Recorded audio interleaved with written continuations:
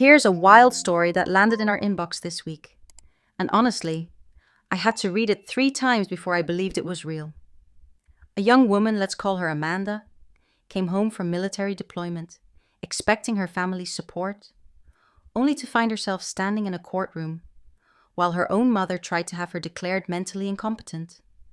The mother stood before the judge with perfect composure, explaining how her daughter was too unstable to manage her own military pay and benefits, how she needed a conservatorship for her own protection. The whole room seemed ready to side with the concerned mother until Amanda asked the bailiff to read aloud a specific list she'd submitted as evidence. The first few items seemed routine bank statements, transaction records, nothing unusual, but by the third item, something shifted. The judge stood up from his bench. The mother's confident expression cracked. And what came next exposed a pattern so calculated, so deliberate, that it left the entire courtroom in stunned silence. What was on that list? And why did it make a seasoned judge react like he'd just seen a ghost? Well, Amanda sent us her full account of what happened that day, and she's given us permission to share it in her own words. Here's what she told us. My name is Amanda Carter. I'm 28 years old, a former Army specialist who spent 2 years deployed aid overseas, and until 6 months ago, I thought the hardest battles I'd face were behind me. I was wrong. The courtroom felt smaller than I'd expected. I'd walked into plenty of intimidating spaces during my service briefing rooms where decisions meant life or death. Medical tents where seconds counted. But this beige-walled civil courtroom in suburban Virginia carried a different kind of weight.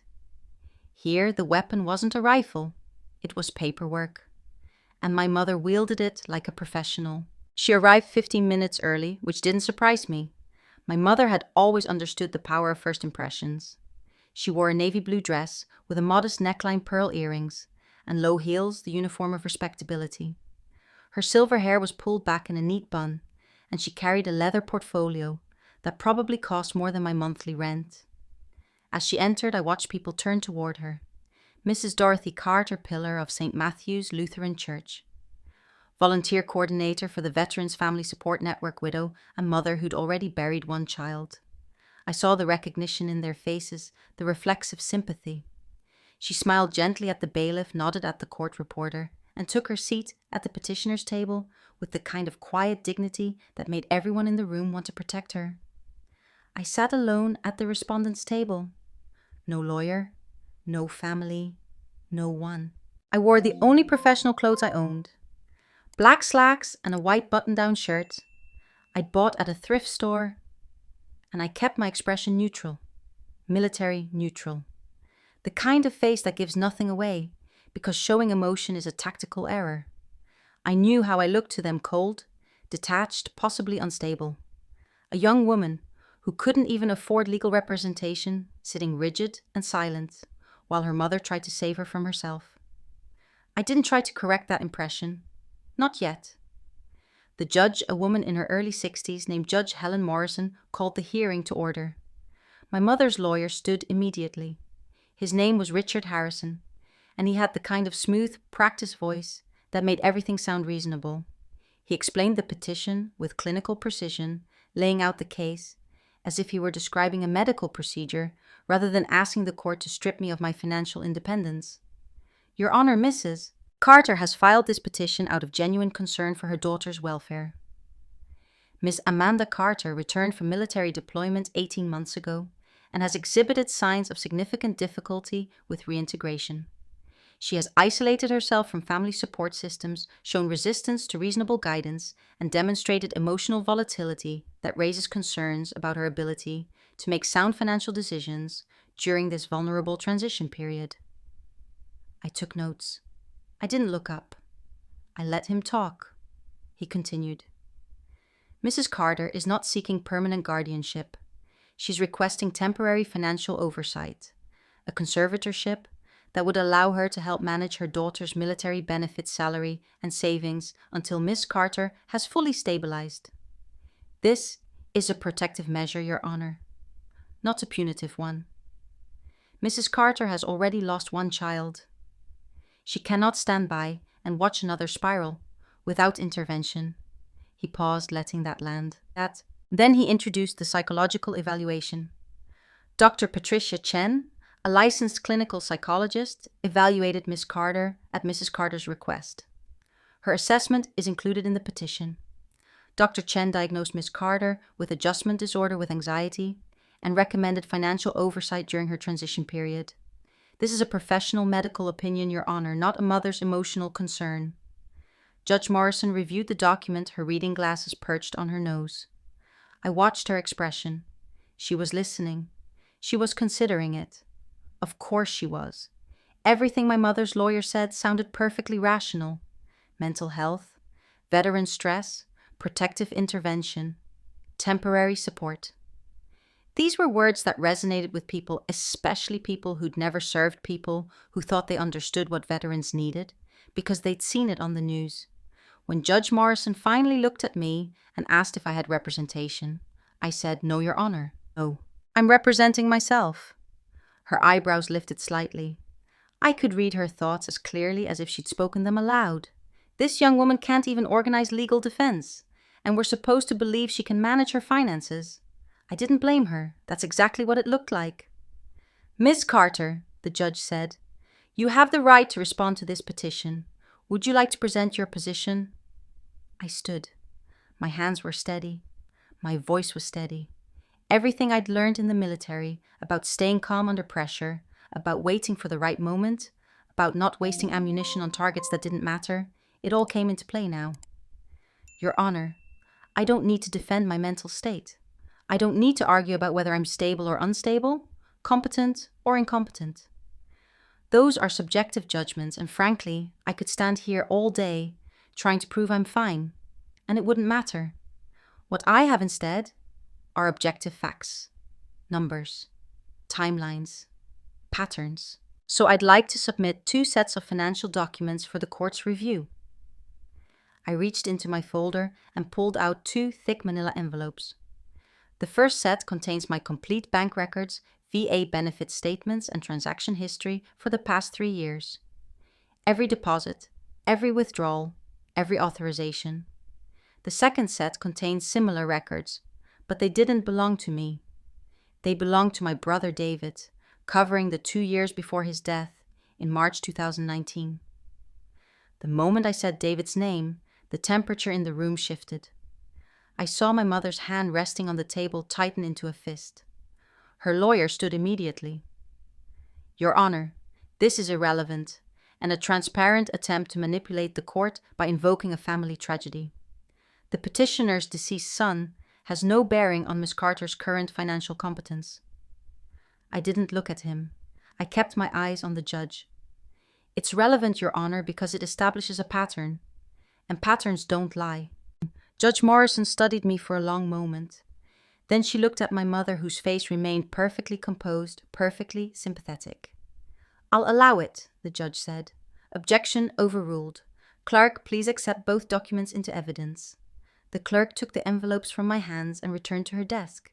She opened the first envelope and began reading aloud from my financial records, her voice steady and bureaucratic, listing dates and amounts like she was reading a grocery list. And as she read, I kept my eyes on my mother's face. For the first time that day, I saw her smile fade. The clerk's voice filled the courtroom flat, and professional reading each line item from my financial history, like she was reciting a phone book. August 14th, 2022. Power of attorney document signed, notarized by Ellen Chambers, authorizing Dorothy Carter as financial representative for Amanda Marie Carter. She paused, adjusted her glasses, and continued. November 2nd, 2022. Withdrawal of $8,000 from savings account ending in 47 and 82. Transaction memo family emergency. Authorization signature on file. Another pause. January 9th, 2023. Beneficiary designation form for VA life insurance policy number 4521 9603. $100,000 death benefit. Previous beneficiary estate. New beneficiary, Dorothy Carter, mother. Harrison was on his feet before the clerk finished the sentence. Your Honor, if I may provide context. Judge Morrison nodded, and he launched into his explanation with the ease of someone who'd rehearsed this. My client was helping her daughter navigate extremely complex VA paperwork during a difficult transition period. Miss Carter had just returned from deployment. She was living temporarily with her mother while she searched for permanent housing. She was overwhelmed by the bureaucracy, the forms, the medical appointments.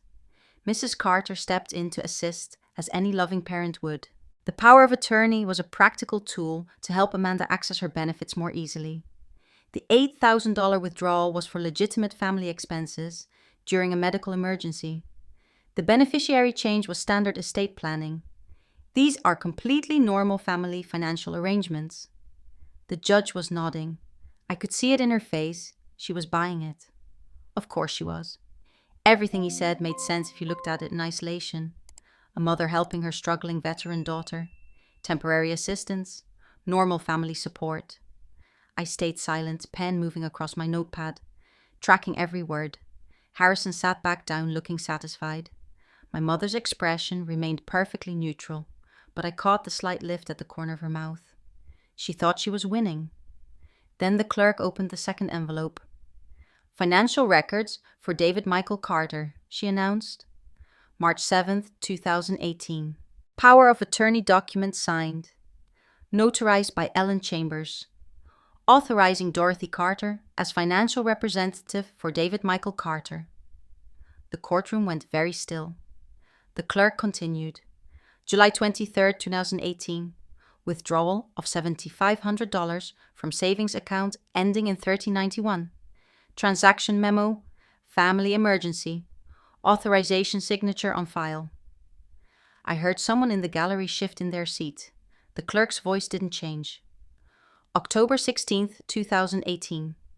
Beneficiary designation form for VA life insurance policy number 8838477421. $100,000 death benefit. Previous beneficiary estate. New beneficiary, Dorothy Carter, mother. The murmur started then low and uncertain. The clerk wasn't finished. December 4th, 2018. Conservatorship petition filed civil case number 2018 CV 8842. Petition approved December 18th, 2018. She turned the page. March 28th, 2019. Policy claim filed for death. Benefit $100,000. Claim paid to beneficiary Dorothy Carter on April 15th, 2019. I didn't look at my mother. I didn't need to. The numbers did all the talking. Same notary, same transaction descriptions, same insurance change, same timeline almost to the month, just 5 years apart. Harrison stood again objecting about relevance, about prejudice, about improper emotional appeals, but Judge Morrison raised her hand. Counselor, I'd like to hear directly from your client. Mrs. Carter, would you please take the stand? My mother rose with the careful grace of someone who knew every eye was on her. She placed her hand on the Bible, swore to tell the truth, and sat in the witness box with her hands folded in her lap. When she spoke, her voice trembled just slightly. Your Honor, I need you to understand something. I failed David. I see that now. When he came home, I tried to give him space. Tried to let him figure things out on his own. I thought I was respecting his independence, but he was making reckless choices, spending money impulsively, refusing help. I finally convinced him to let me assist with some financial matters, but by then it was too late. I didn't push hard enough. I didn't insist on proper oversight. And 3 months after I stepped back, thinking he was doing better, he was gone. She paused, and I saw her dab at her eyes with a tissue. Several people in the gallery were doing the same. I won't make that mistake with Amanda. I can't. If I seem overprotective, if I'm asking for more authority than seems necessary, it's because I learned what happens when I don't act. I lost my son because I hesitated. I will not lose my daughter the same way. It was perfect. Every word, every pause, every tear, calculated to maximum effect. She wasn't controlling. She was grieving. She wasn't manipulative. She was traumatized. Judge Morrison's expression had shifted from skeptical to sympathetic, and I knew exactly what she was thinking. This poor woman has already buried one child. The judge spoke carefully. This court will adjourn for 2 weeks. Both parties will have time to submit any additional evidence or testimony. We'll reconvene on February 7th at 9 a.m. The gavel came down. People began gathering their things, whispering to each other. As I slid my folders back into my bag, my mother leaned close enough that only I could hear. "You should have just let me help you, Amanda." Her voice was soft, almost kind. I didn't answer. I didn't even look at her. Because in 2 weeks, she would understand exactly what kind of help I was willing to accept. 2 weeks later, I walked back into that same courtroom carrying a brown leather journal that had spent 5 years in a cardboard box. Judge Morrison called the session to order, and when she asked if I had additional evidence, I stood and held up the notebook. "Your Honor, 5 months ago, I was clearing out my family's storage unit. Most of it was junk things we should have thrown away years ago, but I found this." I placed it on the table. It's my brother David's personal journal. He kept it from 2018 until about a week before he died. I didn't read it at first. It was too painful. But when my mother filed this petition, I went back and read every page. I opened to a marked section and began reading aloud, keeping my voice steady and factual. February 10th, 2019. Mom took over my bank account today. She says it's temporary, just until I'm stable. But I looked at the paperwork. There's no end date. She can keep this going forever if she wants. I turned the page. March 3rd, 2019. I tried to buy groceries today. Card declined. Had to call Mom to ask permission for my own money. I'm 30 years old and I need my mother's permission to eat. The courtroom had gone completely still. I flipped to the final entry. March 20th, 2019. I can't do this anymore. I closed the journal. 1 week later, David was dead. No one moved. No one spoke. Then Harrison cleared his throat and stood, and I knew exactly what was coming. He didn't look rattled. He looked prepared. "Your Honor, with all due respect, a personal journal is not medical evidence. It's the subjective writings of a man who was tragically suffering from severe mental health issues." He opened his briefcase and pulled out a thick folder. "What is objective evidence is this David Carter's official VA disability determination, which is public record. He was diagnosed with PTSD at 70% service-connected disability rating. This wasn't Mrs. Carter's opinion. This was the finding of multiple VA medical professionals." He walked the document to the bench, then continued. "Furthermore, the conservatorship over David was not some backdoor arrangement. It was reviewed and approved by VA caseworker Jennifer Torres, following standard protocol. Dr. Patricia Chen's psychological evaluation was part of that process, conducted according to established guidelines. Your Honor, my client wasn't operating in a vacuum. Every single step was overseen by licensed professionals and government officials. If there had been problems with David's care, the VA would have flagged them. They didn't." He turned to face me directly. "Miss Carter wants to paint this as manipulation, but where's the evidence of actual wrongdoing? She's showing us similar circumstances that led to similar responses. That's not conspiracy, that's consistency." The logic was airtight. I could see Judge Morrison considering it, weighing David's desperate journal entries against the official documentation, the professional evaluations, the government approvals. Harrison was right about one thing: I didn't have proof of wrongdoing.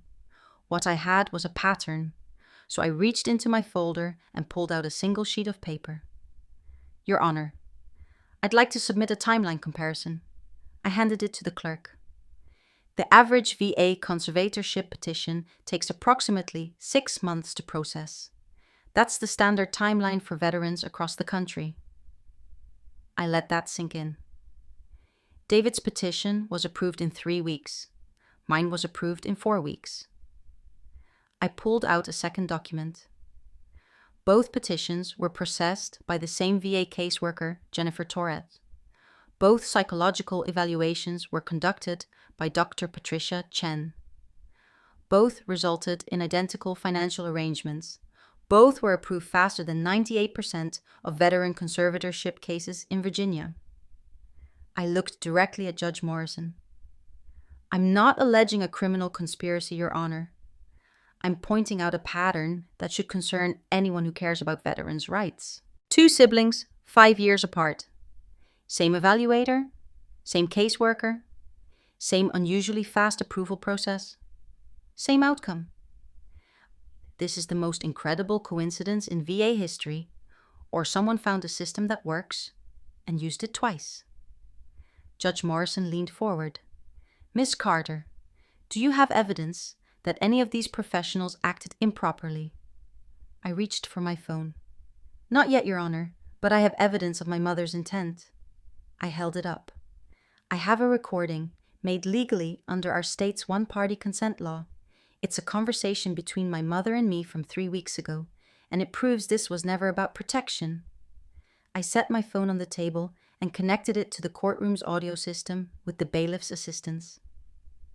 3 weeks ago, I went to my mother's house one last time to try negotiating. I brought my phone and recorded our conversation. Completely legal in our state, as long as one party knows. I pressed play. The audio quality was clear. My voice came through first calm and direct. Mom, why are you doing this? I'm managing fine. My credit score is 780. I've never missed a payment. I have $17,000 in savings. I'm enrolled in college classes using my GI Bill. What exactly makes you think I need a conservator? My mother's voice responded, and I watched her face as she heard herself. She'd been controlled, measured, almost patronizing. Because you don't understand what you need, Amanda. You never have. You think stability means having money in the bank, but it's so much more than that. You need guidance, structure, someone who can see the bigger picture when you can't. On the recording, I'd pushed back. I'm 28 years old. I served my country for 6 years. I managed supply logistics for an entire unit. I have a job. I pay my bills. What am I missing? Her voice hardened on the tape. And David was 30. He had a job too. He paid his bills for a while. Look how that ended. There was a pause, and when she spoke again, the pretense of gentle concern had evaporated. This time, I'm not waiting for things to fall apart. I'm not making the same mistake twice. I'm taking control now, while you're still manageable. My recorded voice asked the question I'd been building toward. Manageable for how long, Mom? When does this conservatorship end? The silence on the recording stretched for 3 seconds. Then came my mother's answer, delivered with a soft laugh that sent ice through the courtroom. Until I'm certain you can handle it, or until I die, whichever comes first. I stopped the playback. No one spoke. No one moved. The words hung in the air like smoke. Harrison stood so abruptly his chair scraped against the floor. Your Honor, this is taken completely out of context. My client was speaking out of frustration during a private family conversation. She was upset because her daughter refused reasonable help. Judge Morrison raised her hand, cutting him off mid-sentence. Counselor, I'd like to hear from your client directly. Mrs. Carter, please take the stand. My mother stood, and for the first time since this began, I saw the cracks forming. Her movements were slower, less graceful. When she placed her hand on the Bible to be sworn in, it trembled. She sat in the witness box and folded her hands in her lap, but the composure she'd maintained for weeks was fracturing. Mrs. Carter, Judge Morrison said, would you like to explain the statement we just heard? My mother's voice came out too fast. I was frustrated, Your Honor. Amanda had been refusing to discuss the conservatorship with me. She wouldn't return my calls. She was being hostile and difficult. I said things I didn't mean because I was hurt that my own daughter wouldn't trust me to help her. She looked at the judge and I could see her trying to summon the grieving mother persona, the wounded parent. I was speaking out of pain, not intention. Anyone who's had a difficult conversation with their adult child understands. I stood. Mom, if this was about help, why did you file the conservatorship petition before ever asking me if I wanted help? My voice cut through her explanation like a blade. You filed in April. You didn't tell me until August. 4 months. You didn't ask for my permission. You didn't discuss it with me. You went to a lawyer, got a psychological evaluation done without my knowledge, submitted all the paperwork to the VA, and got it approved before I even knew what you were doing. So please explain to the court how that was an attempt to help me. Her face flushed. Because I knew you'd fight me, just like you're doing now. Her voice rose sharp and defensive, all the careful modulation gone. I knew you'd be stubborn and refuse to see reason. So yes, I took steps to protect you, whether you wanted it or not. After everything I've sacrificed, everything I've done for you, you stand here and accuse me of... She stopped herself. But it was too late. The mask had slipped completely. The soft-spoken, concerned mother was gone. In her place sat someone whose need for control had just been exposed to a room full of witnesses. Judge Morrison let the silence settle before she spoke. I've heard enough. I'm denying the petition for conservatorship. Ms. Amanda Carter has demonstrated financial competence and stability. Her bank records show responsible management of funds.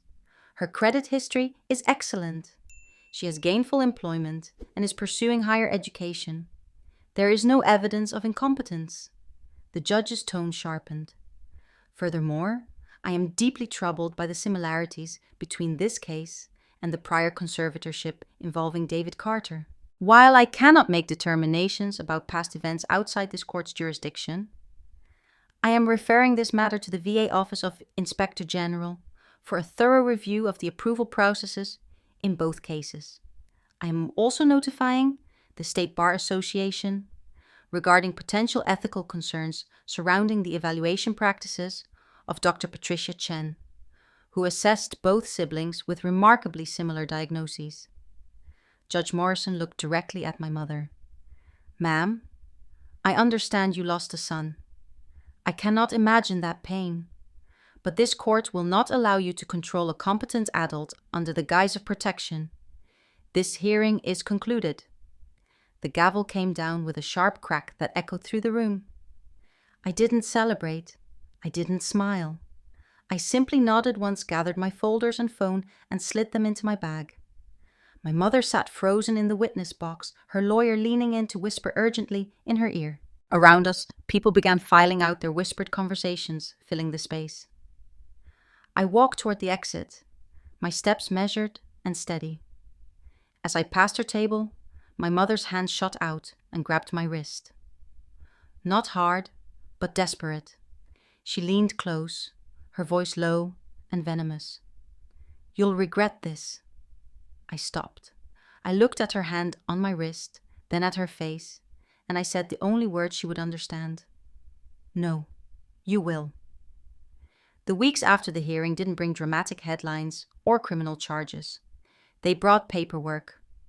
In early March, my mother received a certified letter from the VA Office of Inspector General requesting all financial documentation related to both conservatorships.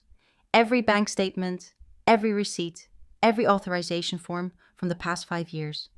I know because the IG's office copied me on the request as a material witness. I sent them everything I had within 48 hours. I don't know how long it took my mother to respond. In April, I got another update.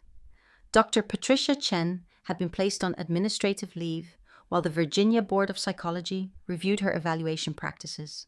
Specifically, they were examining whether her assessments of veterans showed a pattern of recommending conservatorships at rates significantly higher than her peers. The VA caseworker Jennifer Torres was reassigned from Veteran Services to a filing position in the regional office, while auditors reviewed her approval timelines. No arrests, no televised perp walks, just bureaucratic language and administrative actions. But the system that had enabled my mother's control was being dismantled piece by piece, and that was enough. I didn't obsess over the investigation. I had my own life to rebuild. I enrolled in 3 classes at the community college using my GI Bill, business management accounting, and a computer skills course. I moved into a 1-bedroom apartment 15 miles from where I'd grown up, far enough that I wouldn't accidentally run into anyone from my mother's social circle at the grocery store. I opened a new bank account at a different institution, one my mother had never touched, and transferred every dollar I had. I changed my phone number and gave it to exactly 5 people. My mother wasn't one of them. Every piece of contact went through the lawyer I'd finally been able to afford after the hearing ended. The real consequences for my mother weren't legal. They were social, and they moved with the slow, inexorable precision of a community that had decided someone no longer belonged. In May, she received a letter from St. Matthew's Lutheran Church. I know this because one of the board members, a woman named Carol Henderson, who'd sat in the gallery during the hearing, told me about it later. The letter respectfully requested that my mother step down from her volunteer coordinator position to focus on personal matters. My mother refused, so the board called a vote. 11 in favor of removal, 2 opposed. Carol said my mother sat through the entire meeting with perfect posture and a frozen smile, then walked out without saying a word. In June, the Veterans Family Support Network announced it was restructuring its leadership. The press release thanked Dorothy Carter for her 8 years of dedicated service and wished her well in her future endeavors. It was the kind of corporate language that everyone understands means you've been forced out. I heard from someone who knew someone that my mother had fought that won too. Demanding explanations, threatening to sue for defamation, insisting she'd done nothing wrong. But non-profit boards don't need legal justification to remove volunteers. They just need a majority vote and a polite sentence in a newsletter. The invitation stopped coming after that. Committee meetings she'd attended for years suddenly happened without her. The women who used to seek her advice on fundraising events now arranged their conversations so they wouldn't have to acknowledge her in the church lobby. No one confronted her directly. No one needed to. The message was unmistakable. The community that had once elevated her, that had given her purpose and identity and power, had withdrawn its approval. I heard she kept attending Sunday services for a few weeks, sitting in her usual pew, trying to maintain the appearance that nothing had changed. But the whispers followed her. By August, her house went up for sale. She moved 2 towns over to a place where no one knew her story. Not because any court ordered it, but because she couldn't stand being somewhere she was no longer respected. I didn't attend any of it. I didn't drive past her house to see the for sale sign. I didn't show up at church to watch her isolation. I didn't need to. 3 months after the verdict, I was sitting in a coffee shop near campus, working on a financial analysis assignment for my accounting class, when a woman in her 60s approached my table. "Excuse me, are you Amanda Carter?" I looked up, wary. "I am." She smiled, and it was genuine. "I was at your hearing. I've been wanting to find you for weeks to say thank you." She explained that her son had come back from deployment 2 years ago, and she'd been managing his finances, making decisions for him, telling herself it was help. "I was at the courthouse that day for a different case, but I heard your name, and I stayed. When you played that recording, and I heard your mother say those things, I realized I was doing the same thing to my son. I went home that night, and we had a long conversation. I gave him back full control of his accounts. He's doing fine. Better than fine, actually. You showed me what I was doing wrong before it was too late. So thank you." I nodded, accepting her gratitude the way I'd learned to accept most things now. Simply, without needing to explain or justify. That night, I opened my laptop and wrote an email to the VA Inspector General. I offered to speak with other veterans who might be in similar situations to share my experience, if it would help their investigation, or prevent this from happening to someone else. I didn't do it for revenge. I did it because David couldn't, because maybe if someone had done it for him 5 years ago, he'd still be alive. As I hit send, I realized something. This had never been about destroying my mother. It had been about proving she couldn't destroy me. And sitting there in my own apartment with my own laptop, my own bank account, that no one else could touch my own decisions about my own future, I knew I'd won. Not because she'd lost her reputation, or her volunteer positions, or her house, but because I was free. I never spoke to my mother again. I didn't need to. Some people spend their whole lives trying to make their parents understand them. I spent mine making sure mine couldn't control me. That was enough. Here's the complete outro section. 850 words. That's Amanda's story. And honestly, when I first read her submission, I had to sit with it for a while. Because this isn't just a story about a mother and daughter in a courtroom. It's about something we don't talk about enough. The difference between love and control, between protection and possession, between helping someone and owning them. Amanda's mother probably believed on some level that she was doing the right thing. That's what makes this story so unsettling. She didn't wake up one day and decide to be a villain. She convinced herself that control was care, that taking away her children's autonomy was the same as keeping them safe. And she was so good at that narrative, so practiced in the language of concern and protection, that she nearly got away with it twice. The psychological evaluation, the VA approval, the legal paperwork, the community support, all of it enabled her, because she'd learned how to weaponize the very systems designed to help veterans. But here's what stayed with me long after I finished reading Amanda's account. She won, not by destroying her mother, but by refusing to be destroyed. She didn't need her mother to apologize or admit wrongdoing or even understand what she'd done. She just needed to prove that no one, not even a parent, had the right to control a competent adult's life. And that's a lesson that goes far beyond this one family's dysfunction. How many of us have someone in our lives who believes they know what's best for us better than we know ourselves? How many of us have been told that setting boundaries is selfish, that wanting independence is ungrateful, that protecting ourselves is a betrayal?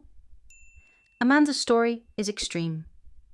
Yes, most of us won't end up in court fighting a conservatorship, but the underlying dynamic, someone using love as leverage, using concern as control, that's something a lot of people will recognize. And here's the other part that matters.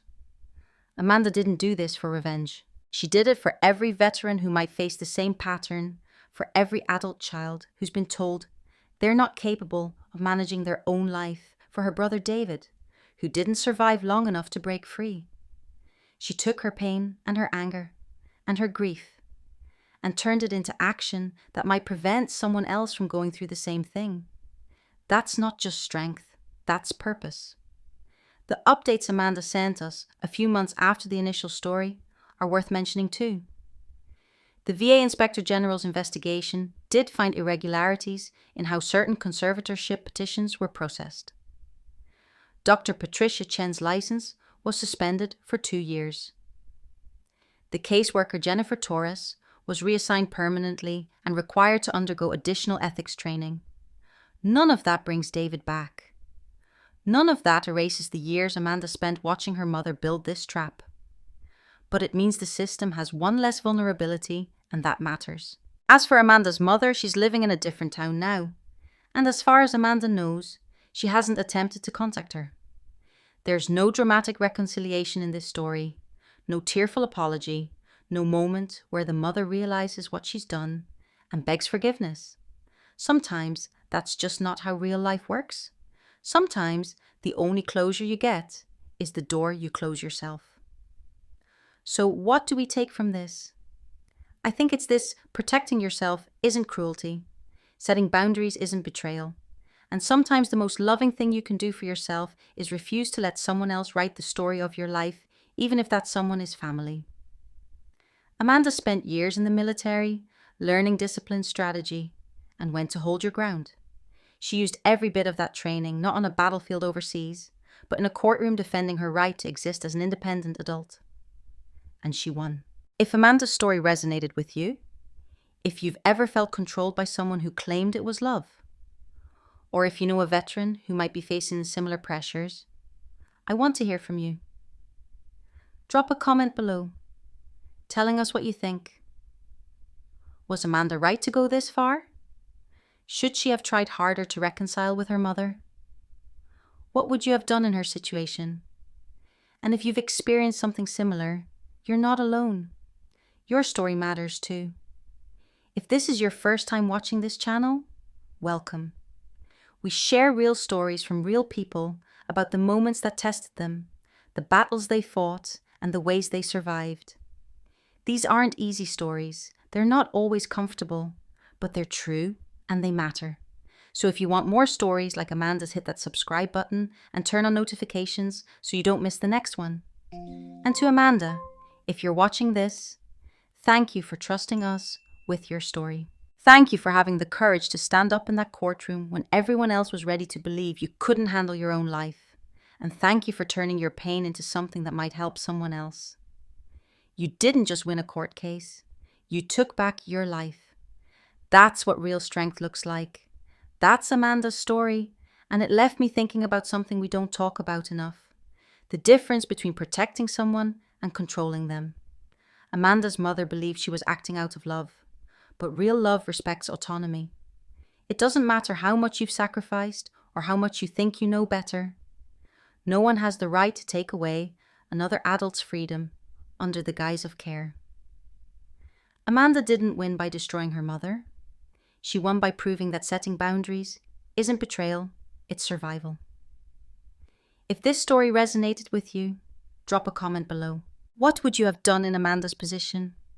And if you want more real stories like this, hit that subscribe button. To Amanda, wherever you are, you didn't just take back your bank account. You took back your life. That's what real strength looks like.